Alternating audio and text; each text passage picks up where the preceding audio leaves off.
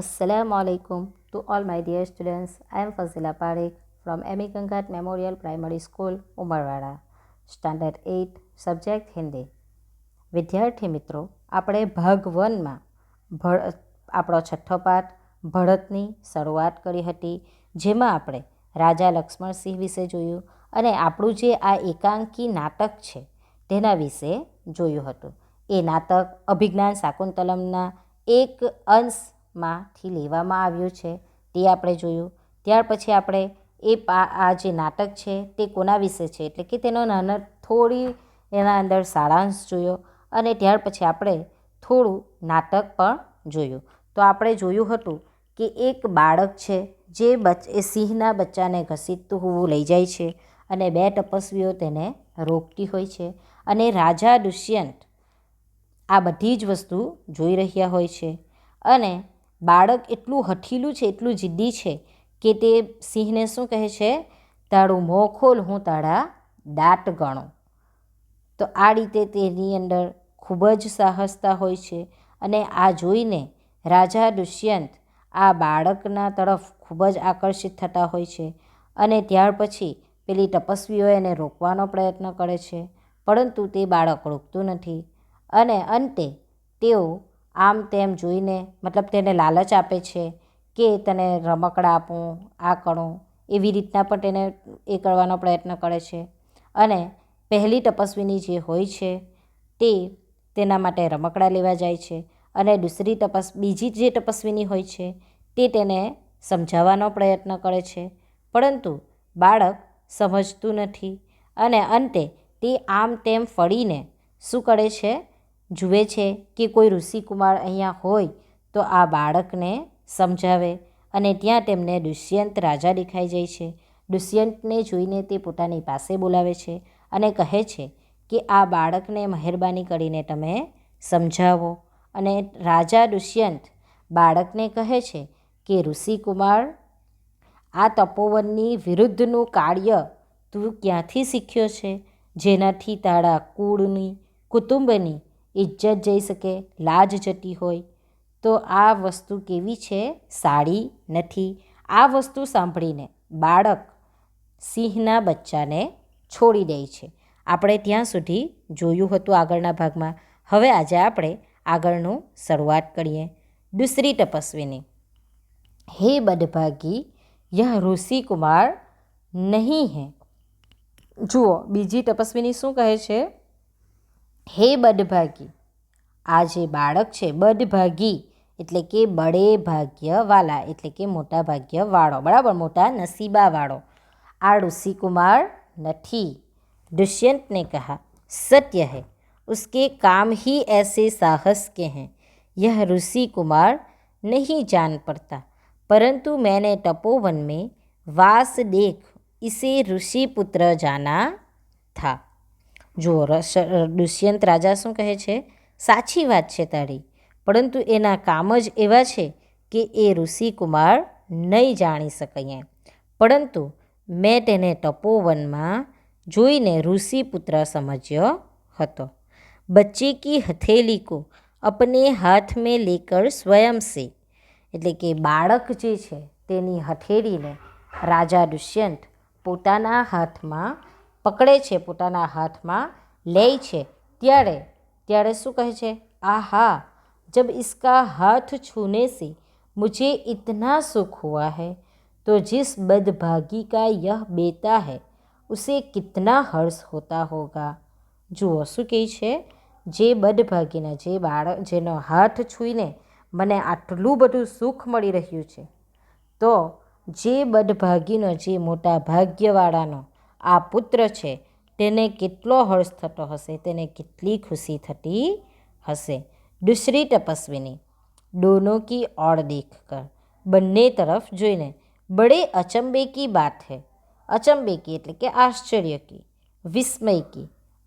તો શું કહે છે, બड़े अचंबे की बात है એટલે કે ઘણા આશ્ચર્યની વાત છે. दुष्यंत ने कहा, तुम्हें क्यों अचंबा हुआ? તને શું કરવા માટે આશ્ચર્ય થયું? दूसरी तपस्विनी. इसलिए हुआ कि इस बालक की और तुम्हारी सूरत बहुत मिलती है. और तुम्हें जाने बिना भी इसने तुम्हारी बात मान ली। જુઓ બીજી તપસ્વીની શું કહે છે, એટલા માટે અચંબો થાય છે, એટલા માટે આશ્ચર્ય થાય છે કે આ જે બાળક છે તે બાળક અને તમારી શકલ સુરત એટલે કે શકલ બરાબર બંનેની સુરત ચહેરો ખૂબ જ મળતો છે અને તમે જાણવા વિના તમને એ ઓળખ્યા વિના तुम्हारी बात ते बालक मानी ले छे। दुष्यंत बच्चे को गोद में उठाकर, हे तपस्विनी, जो यह ऋषि कुमार नहीं है तो किस वंश का है? दुष्यंत शू कहे छे, बाळक ने गोद में उठावीने, हे तपस्विनी, जो आ बाळक ऋषि कुमार नहीं तो पछी कया वंशनु छे? दूसरी तपस्विनी, यह पुरुवंशी है। कया वंशनु छे? पुरुवंशी छे। पुरुवंशी એટલે કે पुरु नाम के राजा के कुल का राजा दुष्यंत पुरुवंशी है। तो शू कही छे, पुरु नामना राजाना कुळनु आ बाळक छे। दुष्यंत स्वयं से, इसलिए इसकी सूरत मुझसे मिलती है। राजा दुष्यंत पोतानी जातने शू कहे छे, तेथी ज आ बाळकनी सूरत चेहरो मारी साथे मळतो छे। बच्चे को गोद से उतारकर पुरुवंशियों में यह रीति तो निश्चित है कि युवा अवस्था में वे महलों में रहकर पृथ्वी की रक्षा और पालन करते हैं और वृद्धावस्था आने पर वन में जितेंद्रिय तपस्वियों के आश्रम में वृक्षों के नीचे कूटी बनाकर रहते हैं। जुओ राजा दुष्यंत पोतानी जातने ज कहे छे कि एनी सूरत एटला माटे ज कदाच माराथी मळती छे अने बाळकने पोतानी गोदमांथी उतारीने एटले के पोते जे उचक्युं हतुं ते बाळकने त्यांथी उतारीने शुं कहे छे, पुरुवंशीओमां ए रीत छे। शुं रीत छे? ए रीत निश्चित छे कि युवा अवस्थामां एटले के युवानीमां तेओ महेलमां रहीने पृथ्वीनी रक्षा करे छे अने तेना कर्तव्यनुं पालन करे छे अने वृद्धावस्थामां वनमां जईने वनमां जितेंद्रिय एटले के इंद्रियों को जीतने वाला शुं करे छे, जितेंद्रिय एटले के इंद्रियों को जीतने वाला। तो तेओ इंद्रियोने जीतवा वाळो एम के झोपड़ी कूटी एटले के झूंपड़ी बराबर तो के इंद्रियोने जीतवा वाळो तपस्वीओना आश्रममां वृक्षोना नीचे झूंपड़ું बनावीने त्यां रहे छे। आ शुं छे? पुरुवंशीओनी रीति छे जे निश्चित ज होय छे। देवता जैसी शक्ति वाला यह निडर और असाधारण बालक मनुष्य का पुत्र भला किस प्रकार होगा? जुओ शुं कहे छे, देवता जेवी शक्तिवाळो अने एकदम निडर एटले के जेने कोई डर न होय तेवो निर्भय अने असाधारण बाळक मनुष्यनो पुत्र कई रीते होई शके? आवुं राजा दुष्यंत पोते विचारे छे। दूसरी तपस्विनी, हे परदेसी, तेरा यह संदेह तब मिट जाएगा जब तू जान लेगा कि इस बालक की माँ मेनका नामक एक अप्सरा की बेटी है।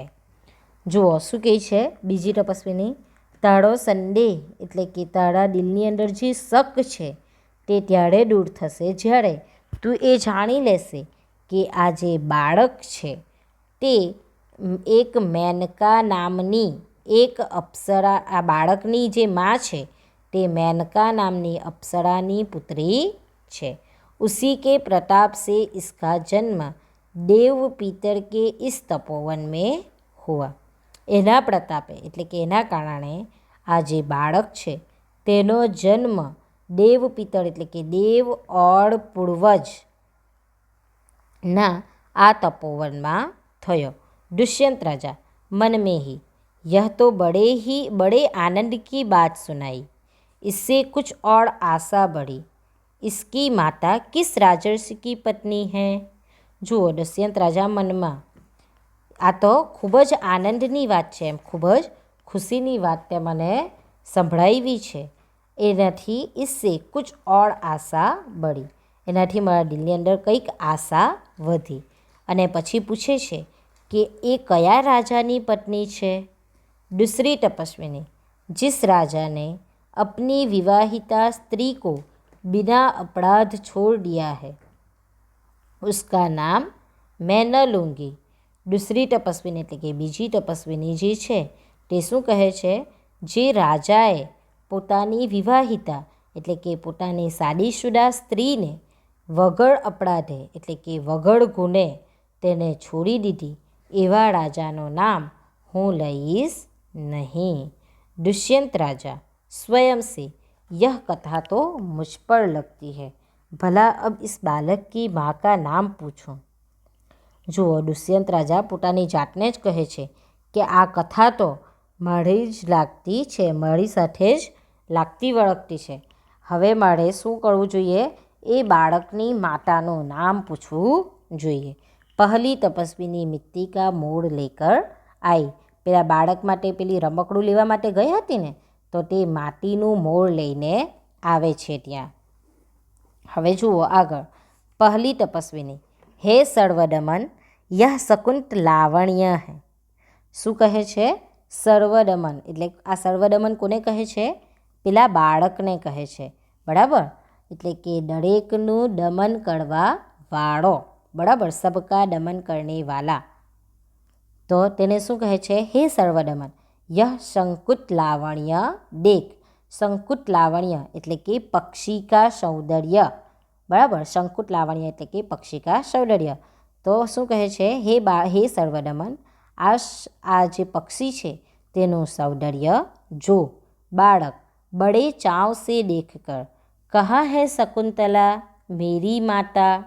જુઓ, બાળક એકદમ ચાવથી તે જે મોળનું મિટ્ટીના મોળને લઈને આવે છે તેને એકદમ ચાવથી જોઈને પછી શું કહે છે? ક્યાં છે શકુંતલા? એની માતા, મારી માતા શકુંતલા ક્યાં છે? આ રીતે પ્રશ્ન પૂછે છે. दूसरी तपस्विनी हंसती हुई, यहाँ तेरी माता नहीं है, तुम इस नाम से धोखा खा गए सर्वदमन. શંકુત લાવણ્ય બોલા ને, તો શંકુત લાવણ્ય એને શકુંતલા લાગ્યું. તેથી શું કહે છે કે ક્યાં છે મારી માતા શકુંતલા? તો પેલી બીજી તપસ્વીની જે છે તે હસતી જઈને કહે છે કે તારી માતા અહીંયા નથી. તું આ નામથી ધોકો ખાઈ ગયો ને સર્વદમન. આ જોઈએ તો એ શંકુત લાવણ્ય નામથી તને ધોકો થઈ ગયો ને કે મેં શકુંતલા બોલી. मैंने तो कहा था मिट्टी के मोड़ को देख. શું કહે છે બીજી તપસ્વીની? મેં તો તને એવું કીધું હતું કે માટીના મોડને જો તું. दुष्यंत स्वयं से इसकी माँ मेरी ही प्यारी शकुंतला है या इस नाम की कोई दूसरी स्त्री है. જુઓ, દુષ્યંત રાજા શું કહે છે પોતાની જાતને? સ્વયં સે એટલે કે ઇસકી માં એટલે કે આ જે બાળક છે તેની માં મારી પ્યારી શકુંતલા છે અથવા તો પછી આ નામની બીજી કોઈ સ્ત્રી છે. यह वृतांत मुझे ऐसे व्याकुल करता है जैसे मृग तृष्णा प्यासे हिरण को व्याकुल करता है. જુઓ, શું કહે છે અહીંયા? મૃગ તૃષ્ણા એટલે કે तेज धूप में चमकती रेत को पानी समझना. मृग तृष्णा એટલે કે ચમકતી રેતને, એકદમ વધારે પડતો તડકો હોય તો તેની અંદર ચમકતી રેતને પાણી સમજવામાં આવે તેને શું કહેવાય? મૃગ તૃષ્ણા. વૃતાંત એટલે કે વર્ણન, ઘટના. વ્યાકુલ એટલે કે બેચેન કરી દેવું. જુઓ, તો અહીંયા શું કરે છે રાજા દુષ્યંત? પોતાની જાતને જ કહે છે કે શું આ મારી પ્યારી શકુંતલા છે કે પછી બીજી કોઈ સ્ત્રી જેનું નામ શકુંતલા છે એમ તે છે. આ જે વર્ણન છે એટલે કે આ જે ઘટના છે તે મને એકદમ વ્યાકુળ, બેચેન કરી રહી છે. કઈ રીતે બેચેન કરી રહી છે? જાણે કે તે જ ધૂપમાં ચમકતી રેતને પાણી સમજી લેવું. આ રીતે મને બેચેની થઈ રહી છે. બરાબર. બાલક खुश होकर मुझे यह मोर बहुत अच्छा लगता है, खिलौना ले लेता है। જુઓ બાળક એકદમ ખુશ થઈને શું કહે છે, મને આ મોર, જે પેલું માટીનું મોર લાવીને આપે છે ને તે ખૂબ જ સારું લાગે છે. આવું કહીને પેલું રમકડું તે લઈ લે છે. પહેલી તપસ્વીને ગભરા કર, ઓહ बालक की बाह से रक्षाबंधन कहाँ गया? પહેલી તપસ્વીની એકદમ ગભરાઈને ડરીને શું કહે છે, અરે બાળકની બાહ એટલે કે જે બાહોમાં એટલે કે હાથ પર, બરાબર, તો ત્યાં જે બાંધેલું હોય, શું બાંધ્યું હોય, રક્ષાબંધન એટલે કે રક્ષાનો દોરો, તો તે ક્યાં ગયો એમ આ રીતે એકદમ ગભરાઈને કહે છે. દુષ્યંત રાજા, घबराओ मत, जब यह नाहर से खेल रहा था तब इसके हाथ से गिर गया था, सो वह पदार्थ है, मैं उठाकर तुम्हें दिए देता हूँ. જુઓ દુષ્યંત રાજા શું કહે છે, ગભરાઓ નહીં. એ જ્યારે શેની સાથે રમી રહ્યો હતો, આપણા કોની સાથે રમી રહ્યો હતો, તે સિંહના બચ્ચા સાથે, તે કે તેની સાથે જ્યારે એ રમી રહ્યો હતો ત્યારે એના હાથમાંથી પડી ગયો હશે, તો ત્યાં પડ્યો છે. તમે ગભરાવાની જરૂરત નથી, હું તમને તે ઉઠાવીને આપું છું, બરાબર, આવું કહે છે. ઉઠાને કે લીએ ઝૂકતા હૈ, રાજા દુષ્યંત તે દોડાને ઉઠાવવા માટે ઝૂકે છે. પહેલી તપસ્વીની, અરે અરે મત ઉઠાવો, ઇસે મત છૂના. પહેલી તપસ્વીની શું કહે છે, અરે અરે એને ઉઠાવો નહીં, એને છૂતા નથી. દૂસરી તપસ્વીની, ઓહ ઇસને તો ઉઠા હી લિયા. બીજી તપસ્વીની શું કહે છે, એમણે તો ઉઠાવી જ લીધો. દોનો એક દૂસરે કો આશ્ચર્ય સે દેખતી હૈ, બંને એકબીજાને શું કરે છે, એકદમ આશ્ચર્યથી જુએ છે.